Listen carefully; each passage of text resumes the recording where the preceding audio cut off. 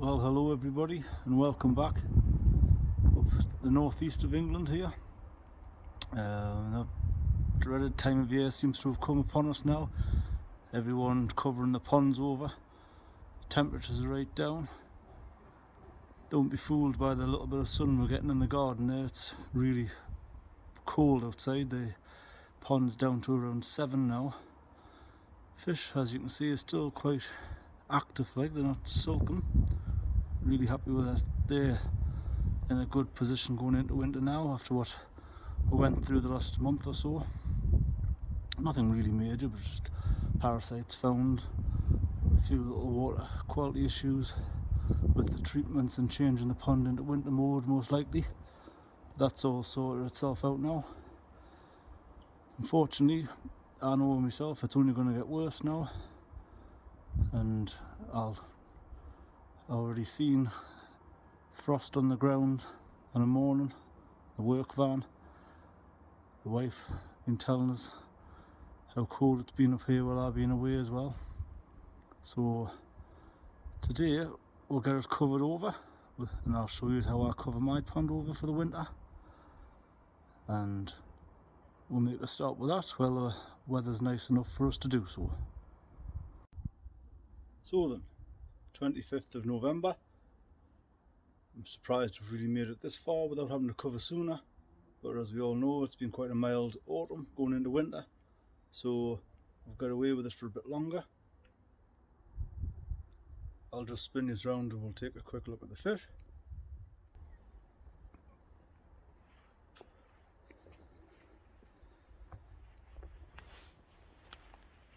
Too much glare as usual, but they're just coming up.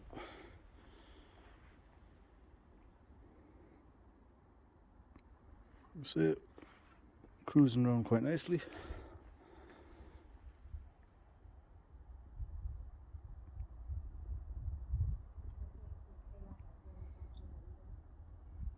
There's my big girl.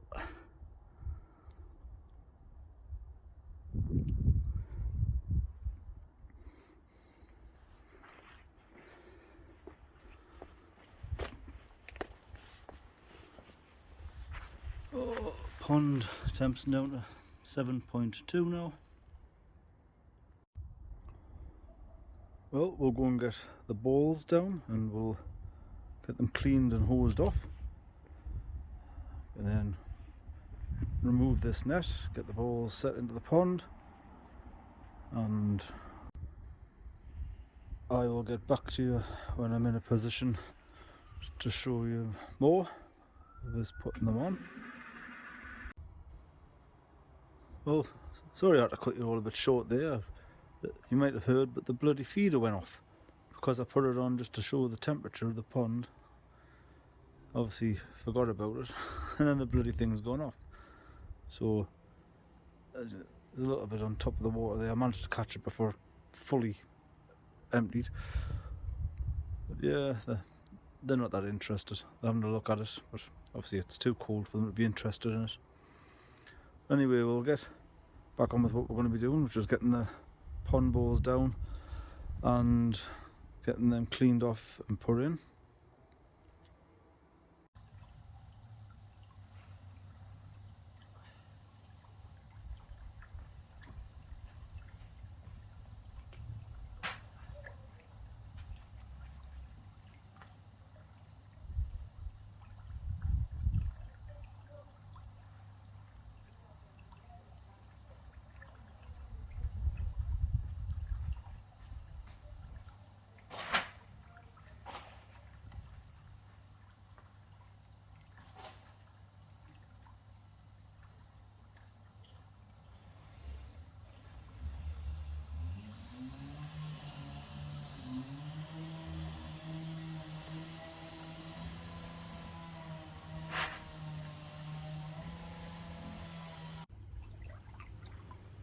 Right, so one of the first things we're going to do is I'm going to get these fittings onto the pump so that the flow of the pump is just directed down over into the pond and not running across the surface as it is at the minute. apologies, you just start filming and someone decides to get a still saw out. So we'll do that and then I'll get back to you. Right then, so that's that done. The sort of directional flow nozzle things you can just see there now, so that'll just direct the water down back towards the bottom and it'll stop all of the flow just moving the balls, rattling around constantly. So that's one of them now on both sides, with that side just the same as usual.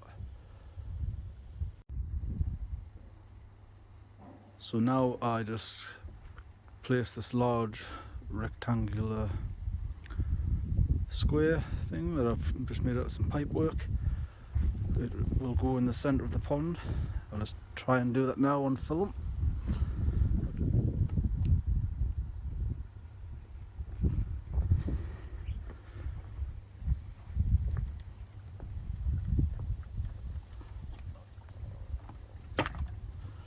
Should just fit in there nicely. What that does is keep, you shall see when we're finished, keeps the balls out of the centre and keeps a nice open aerated space for gas exchange. Right, now we've got that nice and centre. Just leaves me to start hoying the balls in. With 2 bags either side. It is 4,000 balls in those bags, I've been told. I wasn't going to count them all, I'll have to take the word for it. So we'll just start doing that.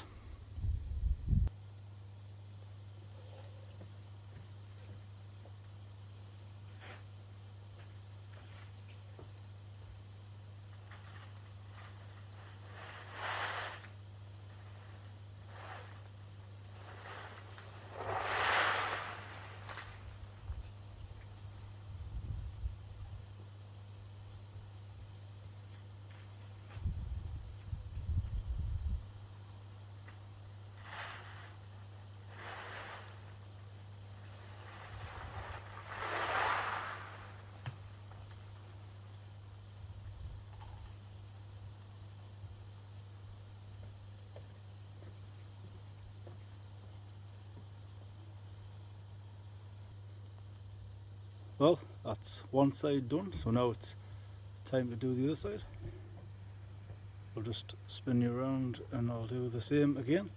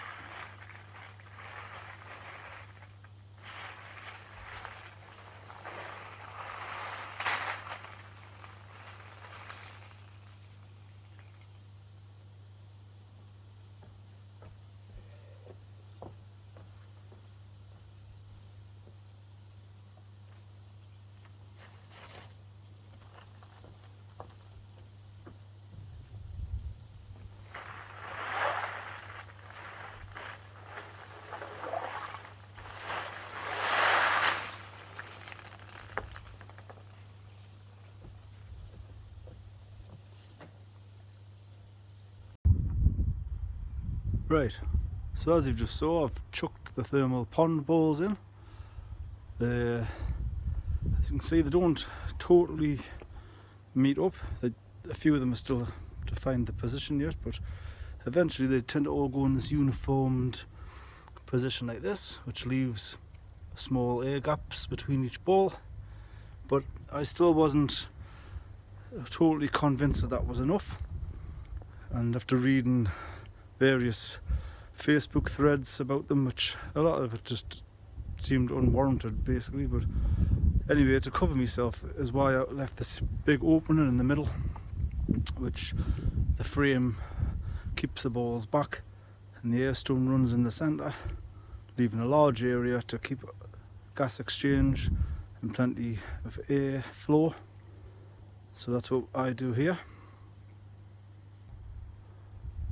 Also, I only have one of them at the minute, but I am going to make another one up as a smaller pipework frames, which I'm going to use as little inspection hatches. I'll probably place that around here somewhere. It's in the centre, and then that allows me to just look towards the deep end at the bottom drains, make sure nothing's holding on the bottom once I get them out. Maybe we'll try and get a few out now.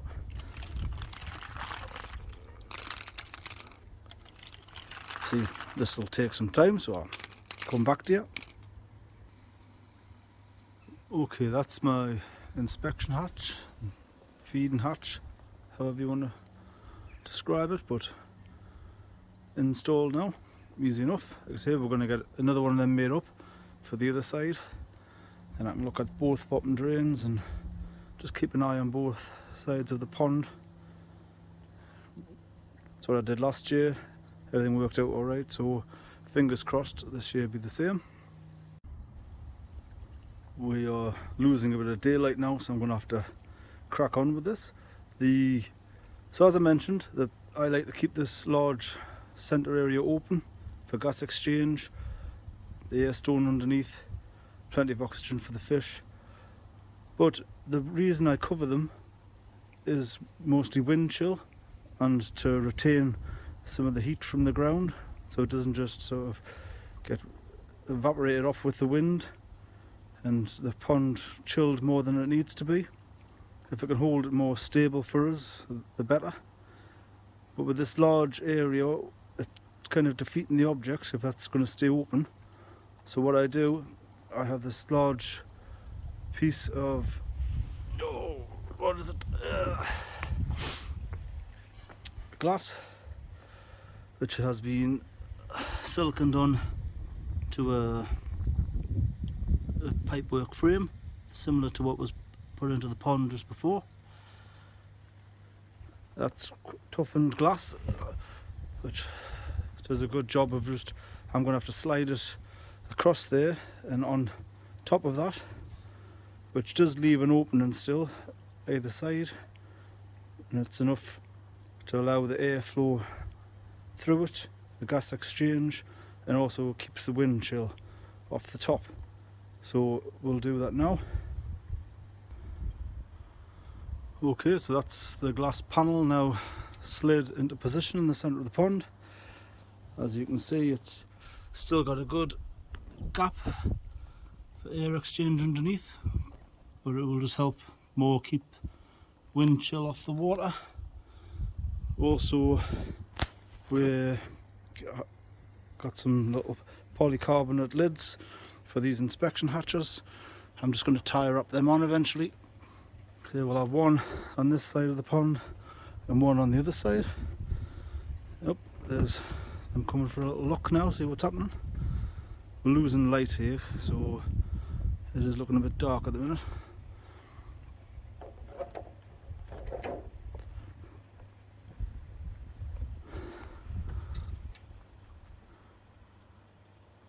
So yeah, I hope this just shows everybody and explains better how I cover my pond. And next I'll have to put the net on again, because there's still leaves falling. I don't want them getting trapped under there with the balls, but we'll do that and then I'll come back to you again. Well, that's the net back on now. Yes, I know I still need to get these bloody acer tree leaves hoovered up, but they can't get in there with the net on. Fish seem fine. I've seen them swim past a few times. Yeah, quite unfazed by it. So, yeah.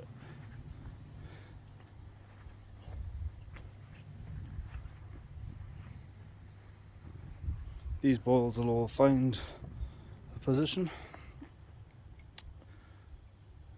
and that should help me retain some heat from the ground, stop the wind chill ripping that heat away, and stop the water temperatures fluctuating too rapidly so that the fish get too stressed by it.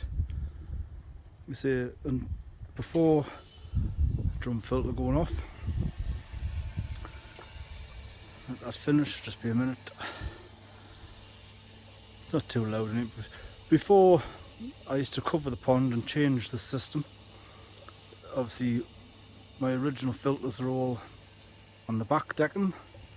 There was a waterfall which was out in the elements. It's I believe it super cooled the water in the worst of winters sometimes and just made it too unbearable for the fish, which I mentioned before in previous videos. I have lost fish over winter before. This was before I covered and changed the system around to run how it runs now. Last year, more or less running identical to this, so I'm pretty happy that it's just going to do the same for us, and we should come out the other side, fingers crossed, as you do, untouched by the weather and not affected by it again. What can we do? We try. I'll try these balls out. I know some people don't like them. This is my second year trying them now, so at least if I'm trying them and showing you my results with them, that's sort of what best I can do. Right then, so as we said, we're losing light now. I'm gonna have to sign off and get tidied up before the wife comes in from work. Another job done, so I'll spin these round and I'll just say goodbye. There we are. Yep, as I said, thank you for everyone who's been subscribing since I joined YouTube. The support has really been a little bit overwhelming.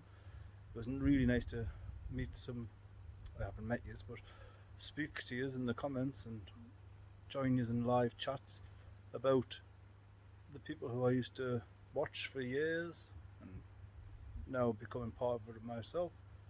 I have enjoyed it, so thank you very much for that. Things can only get better next season.